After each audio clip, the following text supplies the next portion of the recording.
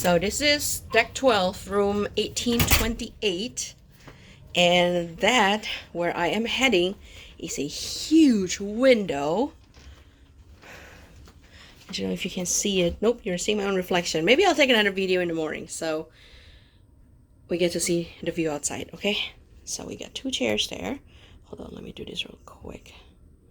Alright, 2 chairs, a table, bed, and I don't know, that's just a wall, but there's like this little nook where we put our suitcases. I think there's a connecting door. Let's see if there's any plug, chargers, important. TV.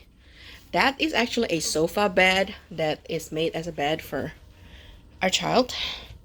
Another nightstand, and then the usual table, and lots of storage, looks like.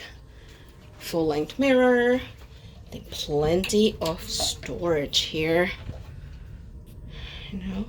Yep, our stuff.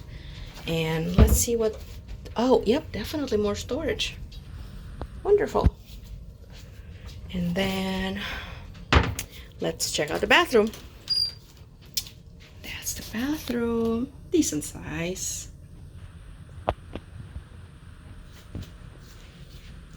And that's it.